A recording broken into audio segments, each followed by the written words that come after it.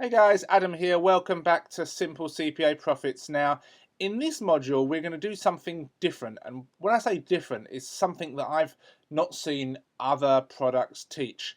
And it's a bit worrying that other products don't teach this because this is the right way of doing it, especially when you're new and you're starting out. And even when you're more experienced, you've got to approach this from a kind of back to front way. Now, what most people will tell you is they'll tell you to go to some CPA networks, join them, get approved, search for some products, pick one or two to promote.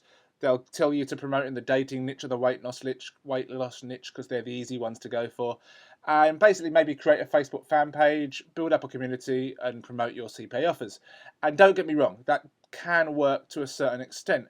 But people have got to think about this the right way. The way that success happens in CPA is primarily through targeting. You have to target your offers and your ads to the right people. But how do you know who the right people are unless you've done your research?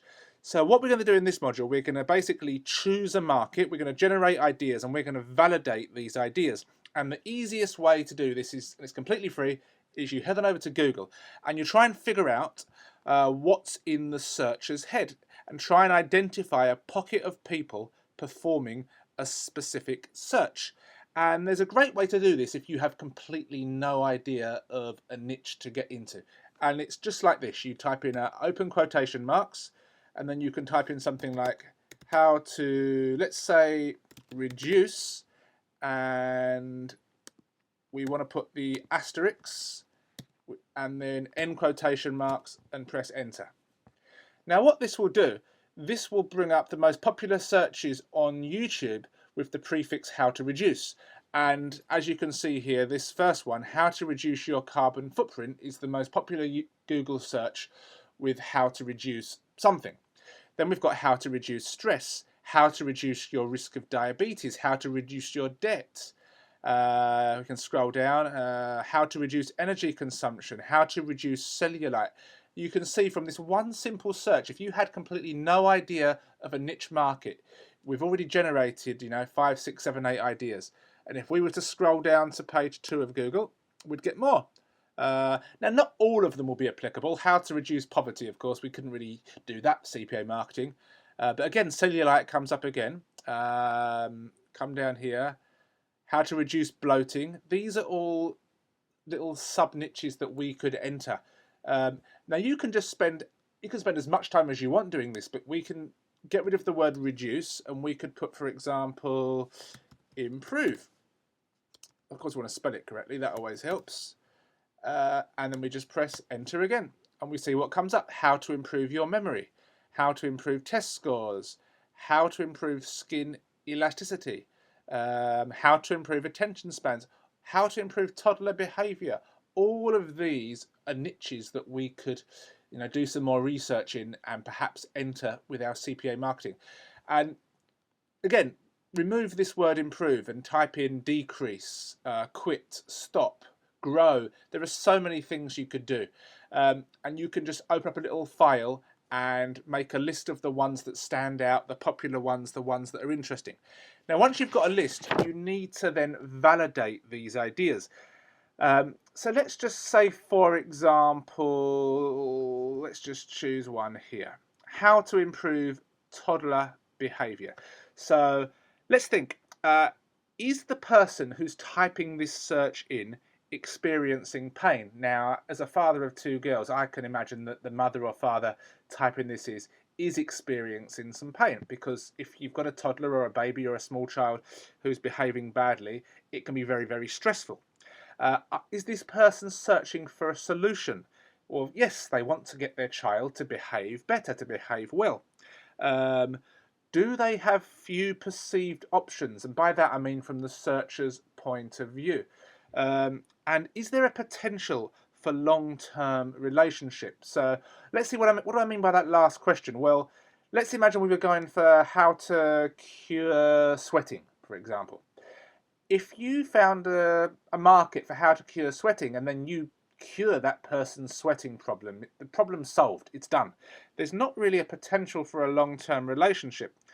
But if you were in the toddler market, for example, how to improve a child's behavior, and they do, and you build a relationship with that parent, then you're going to have a lot of potential then to sell further things to this parent as their child grows up, because you've solved a problem, you've built trust with these people.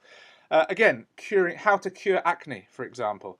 Is this person experiencing pain? Yes, it's a very stressful thing when you're growing up acne. Are they searching for a solution? Of course they are. They want to cure their acne and have beautiful looking skin.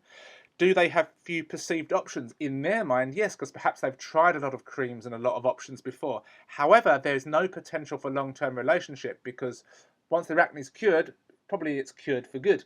So you kind of got to think of these things if you're looking in building a long-term business. That doesn't mean you can't get into the how to cure acne niche and just basically sell or recommend a CPA product to them. Once their acne is cured, of course, they're gone, and then just keep promoting the same offer to a new bunch of people. But you really want to think of these things. Now, I'll be completely upfront with you. One niche that I did when I was researching this thing was how to cure colic for young kids. I mean, I've got a 1-year-old girl myself, and I remember several months ago, it was an absolute nightmare trying to get her to sleep because she suffered from colic. And just talking to other parents and mums and dads from, where I live in Japan and back home in the UK, and I'm sure it's the same all over the world, children suffer from this, and it can be very stressful for parents. So I've identified a niche. The parents are experiencing pain. They're searching for a solution. They do have few perceived options, because at the time I was thinking nothing works. I tried stuff, it didn't work. And there is a potential for long-term relationship, because once your young child is cured of colic, as they grow up, other problems occur, other health issues, growing up issues, educational issues, and if you can build a little community based on that, you really have the potential for a business. So what else can we do? Well, another website that we come over to validate and to get ideas is Amazon. Now, I'm just going to try and go to Amazon.com. And I'm going to stick with my colic idea because it's just a lot easier. And I could come to up here, and I could just type in the word colic, really, and see what comes up. Okay, and I get a lot of these different products. And what you want to do is you want to go through and you want to try and find products that have reviews. So let's just click through and let's have a look. Okay, we're not really interested in the product itself. We're interested in reviews, and we're going to scroll down and see if they've got any. Okay, let's just bring this across. Okay. And let's read. This stuff is gold. Okay, this is pure gold. Helpful customer reviews, and you want to read the 5-star, and the 1-star, and the 2-star, not just the good stuff. You want to read the bad stuff. The reason that we want to go through these reviews is we are getting real life feedback, and we're not bothered about the feedback on the product, but we want to read the pain of the customer and look at the verbiage that they use, the words that they use. Make a note of the sentences that stand out, because this is all stuff that we're going to come back and use later. Let's click on this 1-star. These are unsatisfied people. Okay. My baby screamed worse when I gave it to her. We didn't notice any difference.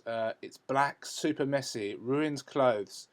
So again, we didn't notice any difference. You could use this in your ad copy further on down the line if this was a niche that you were going to pursue. But you get the idea. And again, this is just one place you can go to. You can go to Facebook, of course. Everyone knows Facebook, and I can just type in colic calm, for example. And I can just go through here, and I can, not only am I spying on potential competition, but I'm also reading responses. Okay, it's not just the page owner, because they're probably trying to promote stuff in this niche as well.